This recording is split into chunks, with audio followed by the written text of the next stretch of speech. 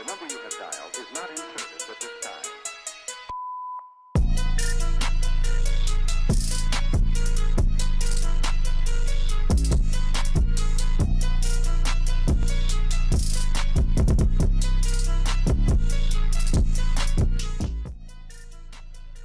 Okay, firstly, because there's a firstly, the one thing that people need to stop assuming is that when you see a great dancer, you assume they're a great judge. This is not, that is totally irrational. The skills required to judge are analytical skills. The skills to dance are separate to someone's ability to judge and to scale something. Someone might be a good battle judge, doesn't make them a good crew judge or like a solo judge, because battles require something different. There's a different strategy, there's a different mindset. There is choosing between two people. But if you have a final of 6 people, you are scaling. People can't scale just because they're a great dancer. So you need to stop assuming that a great dancer is a great judge. Also, you need to stop assuming the vice versa, that someone is like, just because they judge, then they must be a good dancer. Or even like being a good coach. Being a good coach doesn't necessarily mean that you're going to be a great dancer. Coaching is a different process to actually physically doing it, which gets me on to topic number 2. Studios need to be unafraid to bring in additional teachers, workshops, dancers of different genres even. If someone is a brilliant dancer, bring them in to share what they have. If someone has knowledge, bring them in. Don't be afraid. If you think you're going to lose business, you're just a bad business person, which is like, honestly, we all want you to make money. We need studios to keep going because that's how the industry is fed, by new dancers coming into your studios. We want your studio to thrive. If you're afraid that someone's going to come and take your students and steal them, you're just not thinking like a business. However, if you think of the fact that you are an overall coach, why don't you become that overall view? Why don't you become someone that helps coach someone, let them get experiences from different angles, and you're the one that helps them strategize, because that's what a teacher does, right? It gives you education and it helps strategize your career.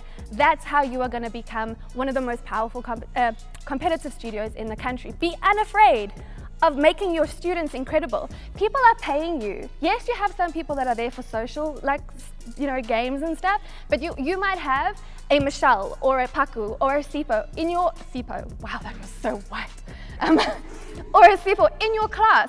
Back to my serious thing. You might have somebody in your class. You are responsible and you are accountable for their career. If you limit them, if you restrict them, if you stop them from learning, that's on your shoulders. So when I had hit a ceiling, my teachers allowed me to go and source information. Had they stopped me, like so many studios are doing to their students at the moment, I would not be doing what I'm doing right now. So you hold people's lives, not just their little dance on a Sunday. You hold people's lives in your hands.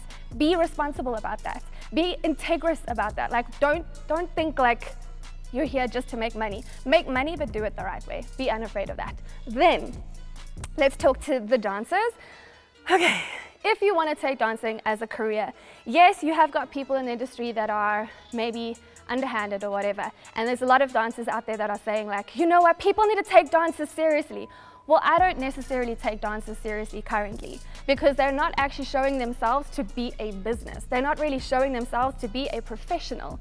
You cannot be entitled as a dancer and expect that work is going to come to you or that people need to pay you a certain level without you showing your worth and your value, which means you need to be knowledgeable. You need to understand business. You need to understand branding, marketing. You need to understand the bigger picture of what you're doing. So you have to understand industry. Do you get the fact that there's a dance industry and an entertainment industry, and they are separate things? So you cannot expect just any dancer to be able to jump into the entertainment industry and now work must just come because they're a good dancer. No, it's smart people who do well in business, and that goes across the board no matter what business you are in. So start educating yourself just the same way anyone goes and studies. They go to school, they go to uni, they maybe intern, they go and get a job, they get an employee. Then they're maybe going to start have like their own business, become an entrepreneur, and then they become a director. Go through the same process. Educate yourself, guys.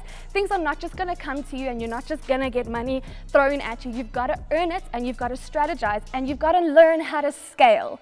Scale up like anyone else in any other business. That's what you need to learn to do.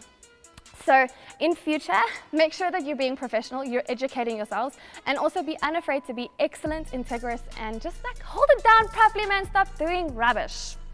I'm done now, I think.